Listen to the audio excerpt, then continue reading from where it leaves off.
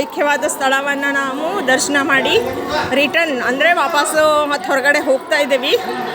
ಈಗ ನಿಮ್ಗೆ ಯಾಕೆ ಮತ್ತೆ ವಿಡಿಯೋ ಸ್ಟಾರ್ಟ್ ಮಾಡಿದ್ನಂದ್ರೆ ನಾನು ಇದು ವಚನ ಓದಬೇಕಂತ ನನಗೂ ಆಸೆ ಆಯಿತು ಮತ್ತು ಅದರದ್ದು ವಿಸ್ತರಣೆ ನಿಮಗೂ ಹೇಳಬೇಕಂತ ಆಸೆ ಆಯಿತು.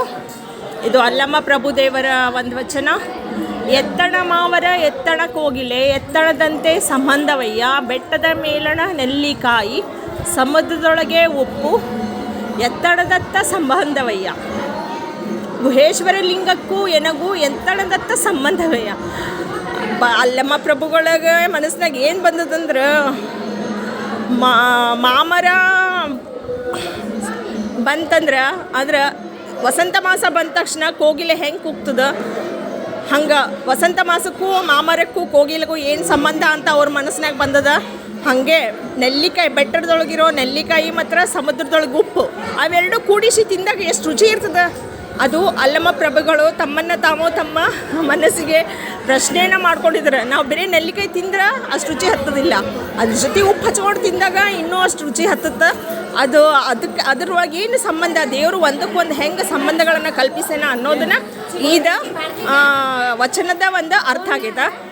ಗುಹೇಶ್ವರ ಲಿಂಗಕ್ಕೂ ಎನಗೂ ಎತ್ತಣ ಸಂಬಂಧವಯ್ಯ, ಹಂಗೆ ನನ್ನ ಆತ್ಮದೊಳಗಿರುವ ಆ ಶಿವನಿಗೂ ಹಾಗೂ ನನಗೂ ಏನು ಸಂಬಂಧ ಅಂಥೇಳಿ ಆ ಅಲ್ಲಮ್ಮ ಪ್ರಭುಗಳು ತಮ್ಮ ಮನಸ್ಸಿಗೆ ತಾವು ಪ್ರಶ್ನೆನ ಮಾಡ್ಕೊಂಡಾಗ ಈ ಒಂದು ವಚನ ಸೃಷ್ಟಿಯಾಗದ ಅಂತ ನನ್ನ ಮನಸ್ಸಿನಾಗ ಬರ್ತದೆ. ಹೌದಲ್ರಿ?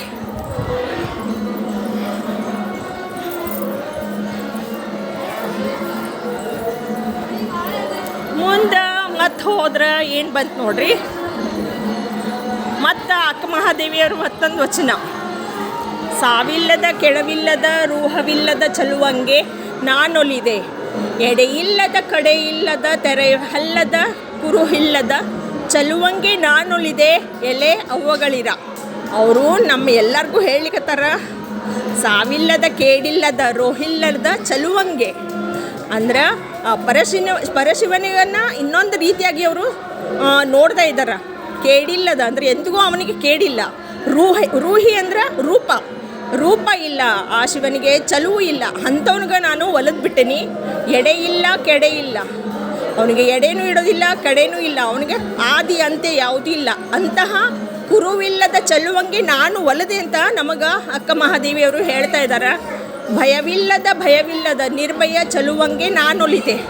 ಅವನಿಗೆ ಆ ಶಿವನಿಗೆ ಭಯವಿಲ್ಲ, ನಿರ್ಭಯ ಇಲ್ಲ ಅಂತ ಚಲುವಂಗೆ ನಾನು ಒಲಿದೆ. ಸೀಮೆಯಲ್ಲದೆ ನಿಸ್ಸೀಮೆನಿಗೊಲಿದೆ ನಾನು.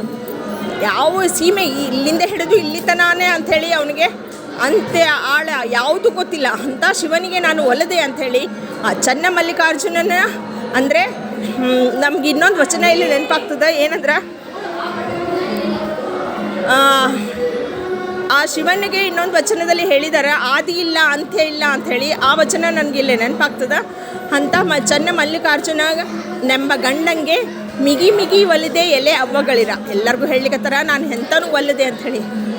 ಇದಕ್ಕೆ ನೋಡಿ ಅವರು ತಮ್ಮನ್ನೇ ತಾವು ಆ ಚನ್ನ ಮಲ್ಲಿಕಾರ್ಜುನ ಶಿವನಿಗೆ ಅರ್ಪಿಸಿಕೊಂಡಾಗ ಈ ಒಂದು ವಚನ ಸೃಷ್ಟಿಯಾಗದ ಅಂತ ಅನ್ನಿಸ್ತದೆ ನಂಗೆ. ಹೌದಲ್ರಿ?